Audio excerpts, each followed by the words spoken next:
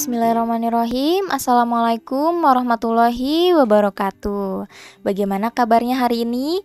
Semoga kita semua selalu diberikan kesehatan oleh Allah Subhanahu wa taala. Amin. Kembali lagi kita di pelajaran pendidikan agama Islam dan budi pekerti. Kali ini kita akan membahas tentang akikah dan kurban menumbuhkan kepedulian umat. Jadi kita akan mempelajari ketentuan-ketentuan akikah dan kurban ya. Pertama kita akan bahas akikah terlebih dahulu. Akikah secara bahasa artinya memutus atau melubangi. Secara syariat, makna akikah adalah menyembelih kambing atau domba sebagai tanda syukur kepada Allah Subhanahu wa taala atas lahirnya anak baik laki-laki atau perempuan. Jadi akikah ini dilaksanakan ketika setelah seorang anak itu lahir ke dunia ya. Jadi kalau ada anak lahir itu dilaksanakan akikah. Akikah biasanya dilaksanakan pada hari ke-7 setelah kelahiran anak. Namun apabila orang tuanya belum mampu, maka boleh dilakukan pada saat mereka mampu sebelum anak tersebut dewasa. Jadi sunahnya itu akikah ini dilaksanakan pada hari ke-7 setelah anak itu lahir ya. Tapi kalau misalkan orang tuanya belum mampu, maka boleh kapan saja saat orang tuanya mampu, asalkan sebelum anaknya dewasa. Sayyidah Aisyah radhiyallahu anha dan Imam Ahmad berpendapat bahwa akikah bisa disembelih pada hari ke-7 atau hari ke-14 ataupun hari ke-21. Jika pada hari-hari itu juga belum mampu, boleh dilakukan kapan saja ya. Jadi sunahnya mah pada hari ke-7 setelah lahir atau pada hari ke-14 setelah lahir atau pada hari ke-21 setelah lahir. Tapi kalau misalkan orang tuanya belum mampu, jadi boleh kapan aja ya. Hukum akikah adalah sunnah muakkad. Sunnah muakkad artinya sunnah yang sangat dianjurkan ya. Jadi sunnahnya ini sangat-sangat dianjurkan ya. Ada satu dalil tentang akikah yaitu hadis Nabi ya yang diriwayatkan oleh Ibnu Majah yang berbunyi An Samurata ani Nabi sallallahu alaihi wasallam qala kullu gulamin murtahanum bi aqiqatihi tudbahu anhu yaumas sabi'i wa yukhlaqu ra'su wa yusamma. Yang artinya dari Samurah bahwasannya Nabi Shallallahu alaihi wasallam bersabda, setiap anak itu tergadai dengan akikahnya yang disembelih pada hari ke-7, dicukur rambut kepalanya dan diberi nama ya.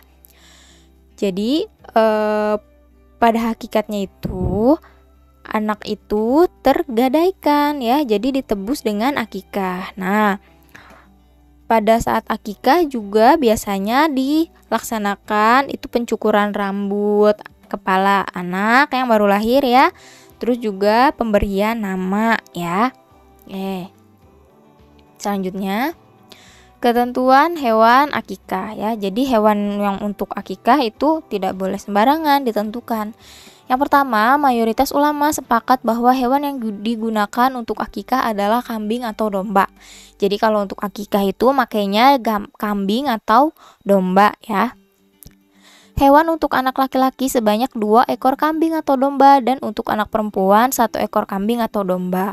Kalau anaknya laki-laki sembelihnya 2, kalau untuk anak perempuan menyembelihnya 1 ya.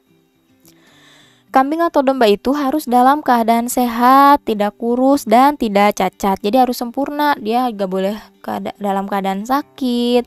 Terus badannya juga gak boleh kurus ya, harus gemuk. Terus tidak cacat ya. Kambing atau domba itu sudah berumur 1 tahun lebih atau sudah pernah berganti gigi. Jadi usianya harus di atas 1 tahun ya. Tidak boleh yang di bawah 1 tahun. Selanjutnya, pembagian daging akikah ya. Daging akikah diberikan dalam kondisi yang sudah dimasak ya. Jadi kalau akikahan itu dagingnya harus sudah dimasak dulu baru dibagikan. Orang tua anak boleh memakannya, menghadiahkan sebagian dagingnya kepada sahabat-sahabatnya dan menyedekahkan sebagian lagi kepada kaum muslimin ya. Jadi si daging akikah ini si orang tua boleh makan, terus juga sebagian dagingnya ini kasihkan kepada sahabat-sahabatnya ya, orang-orang tetangga gitu. Terus sebagiannya lagi disedekahkan kepada kaum muslimin. Boleh juga mengundang kerabat dan tetangga untuk menyantapnya. Jadi kan biasanya kalau akikahan itu ngeriung ya, baca doa gitu ya, marabanan gitu ya. Nah itu boleh, itu namanya mengundang kerabat dan tetangga. Terus kemudian kan dibagiin tuh ya dagingnya di situ. Nah itu boleh. Kemudian boleh juga disedekahkan semuanya. Jadi kalau misalkan si orang tuanya tidak makan, tapi di dagingnya itu disedekahkan semuanya juga boleh ya. Selanjutnya, hikmah pelaksanaan akikah. Yang pertama, menghidupkan sunnah. Ya karena akikah ini kan tadi ya sunnah muakkad ya. Kemudian yang kedua, membebaskan anak dari ketergadaian. Jadi anak ini waktu lahir itu statusnya tergadai. Jadi ditebus dengan akikah. Selanjutnya, ibadah akikah mengandung unsur pelindungan dari setan yang dapat mengganggu anak yang terlahir itu. Jadi kalau anak sudah diakikahkan dengan ridho dan pertolongan Allah itu akan terlindungi dari gangguan setan yang sering mengganggu anak-anak. Jadi lebih dilindungi oleh Allah gitu dari gangguan-gangguan setan ya. Selanjutnya, dengan ridho dan pertolongan Allah, akikah dapat menghindarkan anak dari musibah, keburukan moral, dan penderitaan ya. Jadi diharapkan ya dengan ridho dan pertolongan Allah, kalau anak yang sudah diakikahkan itu anaknya insya Allah terhindar dari musibah. Kemudian akhlaknya baik ya. Kemudian juga terhindar dari penderitaan.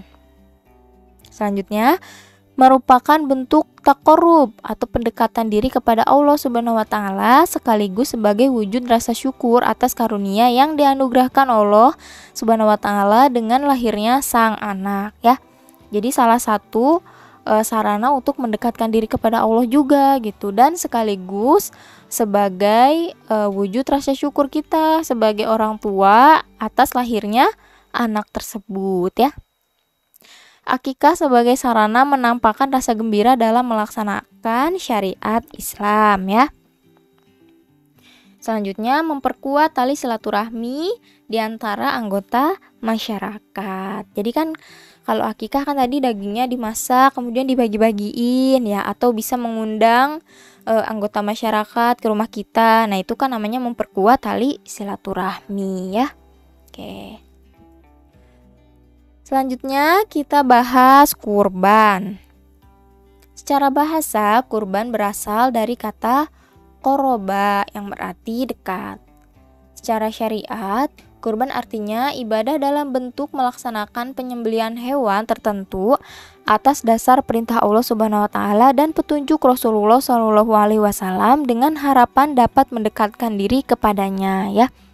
Jadi kurban ini melaksanakan penyembelihan hewan gitu atas dasar perintah Allah dan petunjuk Rasul ya.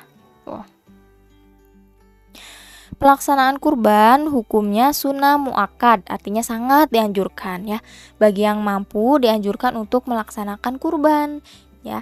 Apabila dia tidak melaksanakannya hukumnya makruh. Jadi kurban ini hukumnya sunnah muakkad, sunnah yang sangat dianjurkan bagi yang mampu. Jadi kalau yang mampu sangat dianjurkan untuk melaksanakan kurban. Kalau dia mampu tapi dia tidak melaksanakan, itu hukumnya makruh ya. Oke. Ada satu dalil tentang kurban, yaitu surat Al-Kautsar ayat 1-3 yang berbunyi, Bismillahirrahmanirrahim.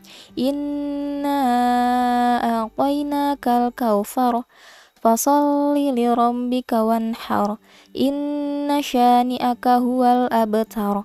Artinya, sungguh kami telah memberimu Nabi Muhammad nikmat yang banyak, maka laksanakanlah sholat karena Tuhanmu dan berkurbanlah sebagai ibadah dan mendekatkan diri kepada Allah.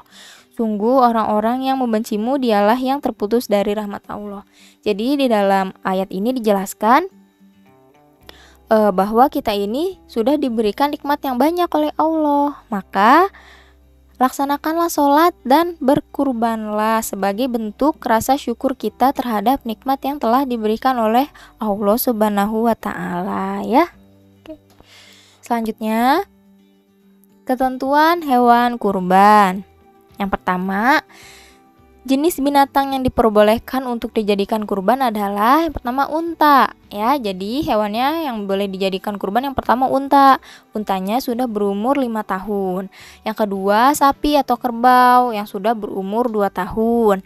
Kemudian yang ketiga kambing yang sudah berumur 2 tahun. Atau yang keempat domba atau biri-biri yang sudah berumur 1 tahun atau telah berganti gigi. Jadi binatang yang boleh dikurbanin ini macamnya ini ya, boleh unta atau boleh sapi, boleh kerbau, boleh kambing, boleh domba atau boleh biri-biri. Tidak boleh selain yang ini. Misalkan kita mau kurban ayam itu tidak bisa ya, karena jenis binatangnya sudah ditentukan ya. Selanjutnya, binatang-binatang itu harus sehat ya, tidak boleh dalam keadaan sakit. Organ tubuhnya lengkap, tidak boleh hilang sedikit organ tubuhnya. Misalkan kupingnya lengkap ada 2, tidak boleh ada hilang sedikit kupingnya ya. Terus giginya lengkap ya, matanya lengkap, semuanya lengkap. Kemudian tanduknya tidak patah ya. Untuk hewan yang bertanduk itu tanduknya tidak boleh patah, harus sempurna tanduknya ya. Kemudian tidak buta matanya ya, matanya sehat, dia bisa melihat, tidak boleh buta. Tidak pincang ya, kakinya normal, tidak pincang. Kemudian tidak sakit atau cacat ya, tidak cacat dia. Dan tidak kurus kering ya, badannya harus berisi, harus gemuk gitu ya. Selanjutnya, untuk jenis binatang unta, sapi dan kerbau boleh untuk kurban sejumlah 7 orang. Jadi kalau mau berkurbannya itu unta, sapi atau kerbau kan itu binatang yang besar ya, harganya juga lumayan ya. Jadi boleh untuk berkurban sejumlah 7 orang. Jadi 7 orang ini patungan gitu ya, patungan kemudian berkurban unta, sapi atau kerbau ya. Selanjutnya, kambing dan domba hanya untuk kurbannya 1 orang. Kalau kambing atau domba itu hanya untuk 1 orang ya. Kalau tadi unta, sapi dan kerbau itu bisa buat 7 orang, tapi kalau kambing dan domba itu hanya buat 1 orang ya. Selanjutnya, waktu penyembelihan kurban adalah setelah sholat Idul Adha ya, atau tanggal 10 bulan Zulhijjah, dan 3 hari tasyrik, tanggal 11, 12, dan 13 bulan Zulhijjah. Jadi dilaksanakannya kurban itu ya, penyembelihan hewan kurbannya itu boleh pada saat Idul Adha setelah sholat Id ya, tanggal 10 Zulhijjah, atau boleh 3 hari setelah 10 Zulhijjah ya, atau hari tasyrik 11, 12, dan 13 bulan Zulhijjah ya. Penyembelihan boleh dilakukan pada siang hari atau sore hari pada hari-hari tersebut sebelum matahari terbenam pada tanggal 13 bulan Zulhijjah ya. Jadi dilaksanakannya boleh kapan aja, boleh pagi hari ya, boleh siang hari, boleh sore hari, sampai sebelum matahari terbenam pada tanggal 13 bulan Zulhijjah ya. Jadi boleh kapan aja, dimulai setelah sholat Idul Adha. Tempat yang disunahkan untuk menyembeli adalah tanah lapangan ya. Jadi tujuannya itu dalam rangka memberitahukan kepada kaum muslimin bahwa kurban sudah boleh dilakukan, dan untuk mengajari kaum muslimin tata cara kurban yang benar. Jadi untuk memperlihatkan kepada seluruh kaum muslimin gitu bahwa waktunya sudah boleh berkurban gitu. Jadi bisa juga sebagai mencontohkan kepada muslimin yang lain supaya mereka juga ikut berkurban gitu ya. Kemudian orang yang berkurban atau sohibul kurban disunahkan untuk menyembelih hewan kurbannya sendiri, namun boleh diwakilkan kepada orang lain. Ya, yang berkurbannya itu disunahkan untuk menyembelih hewannya sendiri, tapi kalau dia tidak bisa, boleh diwakilkan kepada orang lain yang bisa ya. Daging kurban dibagi kepada fakir miskin dalam keadaan masih mentah, belum dimasak. Berbeda seperti akikah tadi ya, kalau akikah dagingnya itu dibagikan sesudah dimasak, sudah mateng. Nah, tapi kalau misalkan kurban, dagingnya ini dibagikan dalam keadaan masih mentah, belum dimasak ya. Apabila orang yang berkurban menghendaki, dia boleh mengambil daging kurban itu maksimal sepertiganya. Jadi yang berkurban ini kalau mau ngambil daging kurbannya dia itu boleh ya, maksimal 1/3 dari hewan yang dia kurbankan. Oke. Selanjutnya, hikmah pelaksanaan kurban ya. Yang pertama, menghidupkan sunnah para nabi terdahulu, khususnya sunnah Nabi Ibrahim alaihissalam. Jadi awal mulanya kurban itu pada saat zamannya Nabi Ibrahim. Jadi Nabi Ibrahim itu dulu bermimpi bahwa dia suruh menyembelih putranya, yaitu Nabi Ismail ya. Nah, itu suruh disembelih. Kemudian setelah 3 kali mimpi, akhirnya Nabi Ibrahim ini menceritakan mimpinya kepada anaknya, yaitu Nabi Ismail. Nabi Ismail dengan ikhlas gitu ya, dia rela karena dia sudah bertakwa kepada Allah, dia ikhlas suruh ayahnya untuk mengikuti perintah Allah melalui mimpi tersebut. Jadi Ismail itu sudah rela untuk dijadikan kurban oleh Nabi Ibrahim ya, oleh ayahnya. Tetapi sesaat sebelum si Nabi Ismail ini pengen dikurbankan gitu ya, pengen disembelih oleh Nabi Ibrahim, kemudian Nabi Ismail ini diganti oleh Allah dengan seekor kambing ya. Dari situlah disyariatkannya pelaksanaan kurban ya. Selanjutnya, hikmah selanjutnya untuk mendekatkan diri atau taqarrub kepada Allah Subhanahu wa taala. Selanjutnya, menghidupkan makna takbir di hari raya Idul Adha dari tanggal 10 hingga 13 Zulhijjah ya. Kurban mengajarkan kepada kita untuk bersikap dermawan, tidak rakus dan tidak kikir ya. Jadi mengajarkan kita nih biar kita ini menjadi orang yang dermawan, menjadi orang yang tidak rakus, dan menjadi orang yang tidak pelit atau tidak kikir. Kurban mendidik kita untuk peduli kepada sesama, karena kan kita tujuannya kurban kan untuk berbagi kepada sesama ya. Selanjutnya, mendidik kita untuk membunuh sifat kebinatangan, diantaranya tamak ya, serakah ya, rakus, sikap ingin menang sendiri, sewenang-wenang kepada orang lain ya. Jadi dengan dilaksanakan kurban itu diharapkan kita bisa membunuh sifat kebinatangan yang ada di dalam diri kita ya.